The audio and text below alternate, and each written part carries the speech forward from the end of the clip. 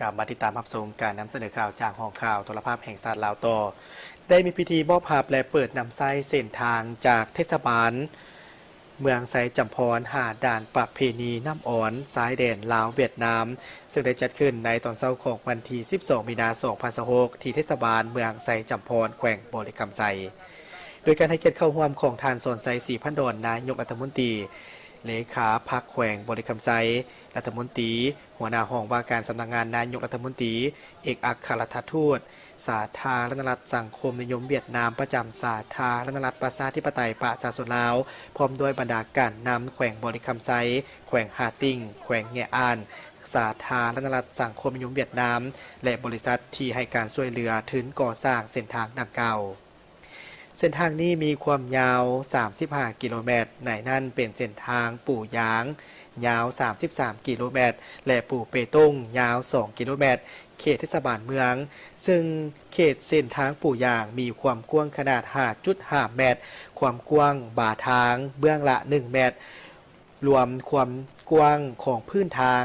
7.5 เมตรสำหรับเส้นทางเปตงมี2 ซองจราจรทางขึ้นและทางลงแต่ละซองมันมีความกว้างหน้าทางเบื้องละ 7 เมตรความกว้างคูกลาง 2 เมตรความกว้างของขอบระบายเบื้องละ 0.7 เมตรรวมความกว้างของพื้นทาง 17.4 เมตรพร้อมกันนั้นตลอดระยะความยาว 35 กิโลเมตรนั้นได้มีการก่อสร้างขวาเปตงเสริมเล็กที่มีความกว้าง 9.4 เมตรจำนวน 2 แห่งและท่อระบายน้ำ 1 แห่งซึ่งรวมมูลค่าการก่อสร้างทั้งหมด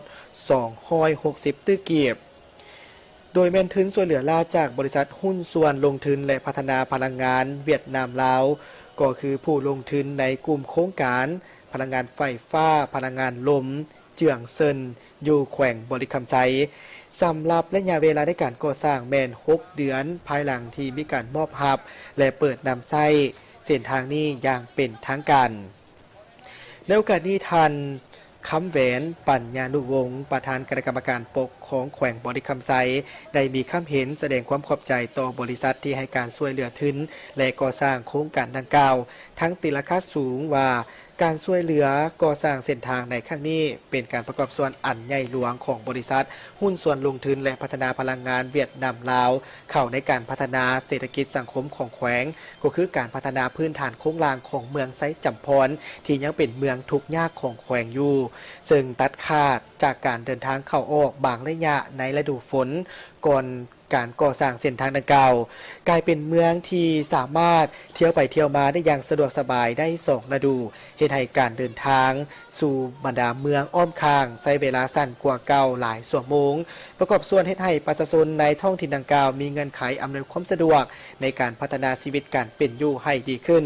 ฉะนั้นผลสำเร็จดังกล่าวนี้จึงถือได้ว่าเป็นบัตร9ที่สำคัญที่เอื้ออำนวยและกระตุกสุกยู่ให้เมืองไซจำพรเปิดประตูสู่บรรดาเมืองใกล้เคียงของสาธารณรัฐประชาธิปไตยประชาชนลาวและสาธารณรัฐสังคมนิยมเวียดนามหลายขึ้น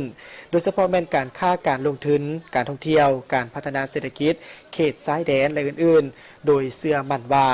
ต่อจากนี้เศรษฐกิจสังคมของเมืองไซจำพรแม้นจะได้รับการพัฒนาดีขึ้นอย่างต่อเนื่องชีวิตการเป็นอยู่ของประชาชนจะได้รับการปรับปรุงและพัฒนาดีขึ้นเป็นก้าว